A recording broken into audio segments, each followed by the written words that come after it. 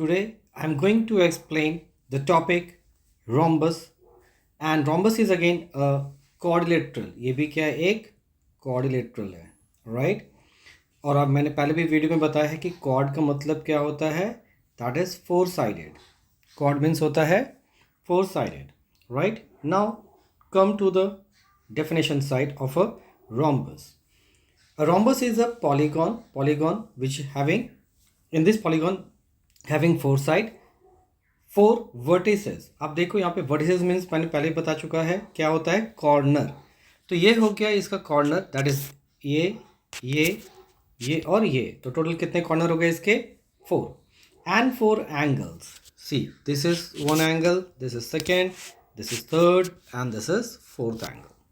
The sum of all interior angles of a quadrilateral is always 360 degree. मतलब अगर आप क्या करेंगे, angle A plus angle B plus angle C plus angle D करेंगे तो it will be 360 degree, right. Now अब हम लोग रोम्बस की प्रॉपर्टीज़ के बारे में अगर आप बात करते हैं तो पहला एक प्रॉपर्टी क्या होता है, ऑल साइड्स आर इक्वल. यानी कि यहाँ पे ये जो है A D is equal to A B is equal to B C and is equal to D C. The four sides of a rhombus are congruent, that is have the same length. Next property पे आते हैं तो हम देखेंगे कि diagonals bisect each other. अब diagonal क्या होता है पहले ये समझिए. Diagonals are the line segment which touches the opposite vertices of a figure. जैसे यहाँ पे A है तो A का opposite कौन है, C. तो देखो ये एक लाइन जो है इसको टच करते हुए जा रहा है, राइट. और यही क्या हो गया, डायगनल. तो this is suppose diagonal number 1 और यहाँ से D से B में भी एक लाइन टच कर रहा है, this is diagonal number 2, right. तो यानी कि इसमें कितने हो गए डायगोनल, टोटल 2 डायगोनल. तो यहाँ पे ये बोला जा रहा है कि डायगोनल्स बाइसेक्ट्स ईच अदर. मतलब ये जो OD है इज इक्वल टू OB हो जाएगा एंड जो AO है इज इक्वल टू OC हो जाएगा. तो diagonals bisects each other. By means होता है 2, means dividing into 2 equal half. See, the opposite angles of a rhombus are also congruent. इसके अलावा यहाँ पे देखिए ये जो है ये एंगल और ये एंगल, ये क्या है, अपोजिट एंगल्स. तो ये भी क्या होता है, कॉन्ग्रुएंट. यानी कि हम लोग लिख सकते हैं angle A is equal to angle C and ये भी लिख सकते हैं angle D is equal to angle B. Next यहाँ पे फिर क्या है जो कि अभी हमने बता दिया कि opposite angles are equal, isn't it.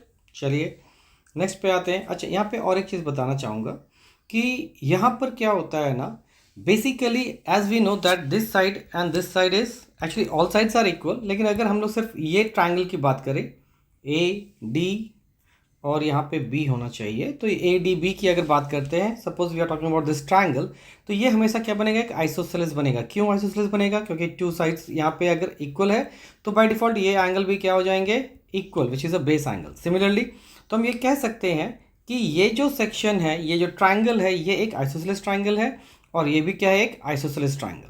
ठीक है. तो अगर देखा जाए तो टोटल आइसोसेलेस ट्रायंगल यहाँ पे कितने बन रहे हैं, 4 बनेंगे. कैसे, यहाँ पे देखिए ये और ये भी इक्वल है तो उस हिसाब से ये भी एक आइसोसेलेस ट्रायंगल, ये और ये भी साइड इक्वल है तो उस हिसाब से ये भी एक आइसोसेलेस ट्रायंगल.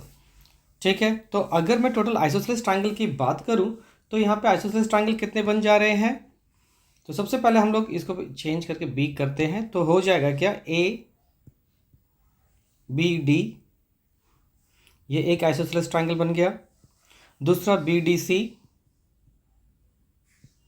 तीसरा ए डी सी एंड चौथा ए सी बी. तो ये सब क्या बन गए, एक आइसोसेलेस ट्रायंगल्स. नेक्स्ट प्रॉपर्टीज पे आते हैं. Diagonals are perpendicular bisector. ये एक बहुत इंपॉर्टेंट प्रॉपर्टी है क्योंकि इसके थ्रू यहाँ पे पाइथागोरस थ्योरम भी अप्लाई होता है. जैसे यहाँ पे भी क्या लिखा हुआ है कि जो डायगोनल्स हैं, दैट इज D1 ये बताया था और D2 ये बनाया था, तो ये क्या होता है, एक दूसरे पे परपेंडिकुलर होते हैं. मतलब यहाँ पे कितने एंगल रहते हैं, 90 डिग्री के. कितने रहेंगे, 90 डिग्री के, राइट. और जब 90 डिग्री हो गया तो ये क्या बन गया, एक राइट एंगल. ये भी एक बन गया राइट एंगल, ये भी एक बन गया राइट एंगल, ये भी एक बन गया राइट एंगल. तो यहाँ पे हम लोग पाइथागोरस थ्योरम यूज़ कर सकते हैं. और पाइथागोरस थ्योरम आपको पता ही है क्या है, हाइपोटेन्यूज का square is equal to P square plus B square. तो ये जो 90 है इसके सामने वाला क्या हो जाएगा, हाइपोटेन्यूज। तो ये हो गया परपेंडिकुलर और ये हो गया बेस। वेल तो यहाँ पे टोटल कितने राइट एंगल ट्रायंगल बन गए, तो यहाँ पे टोटल राइट एंगल ट्रायंगल बन जाते हैं 1 2 3 एंड 4। अब यहाँ पे sum of adjacent angle is equal to 180 degree. Means अगर आप एंगल ए की बात करें और एंगल डी की बात करें, इसका सम कितना होगा, 180 होगा। Similarly this and this angle is equal to 180 degree. Similarly this and this angle is equal to 180 degree और this angle and this angle is equal to 180 degree. तो so sum of adjacent angle is 180 degree. Next पे आते हैं, diagonal divide the rhombus into 4 equal right angle. जैसा भी हमने बताया था कि ये एक हो गया, ये हो गया, ये हो गया, ये हो गया, एक राइट एंगल ट्रायंगल्स है और ऑल आर कॉन्ग्रुएंट। वेल अगर हम एरिया की बात करते हैं तो एरिया का फॉर्मूला यहाँ पे क्या हो जाता है, half into D1 that is diagonal 1 into diagonal 2। फिर अगर हम बात करते हैं पेरीमीटर की, तो as we know all sides are equal. तो सपोज ये ए है, ये ए है, ये ए है और ये ए है, तो टोटल ए कितने हो गए, 4। तो यानी कि ए plus a plus a plus ए। और मैंने पहले वीडियो में भी ये बताया कि अगर आपको पेरीमीटर जानना है तो पेरीमीटर इज इक्वल टू आप ये कह सकते हैं सम ऑफ ऑल साइड। तो जब सम ऑफ ऑल साइड तो a plus a plus a plus a हो ही जाएगा, which is equal to 4 into side. तो ये कुछ पैटर्न सेम है, कैसे, स्क्वायर के पेरीमीटर के हिसाब से, right. Now thank you very much. Hope you enjoy the video.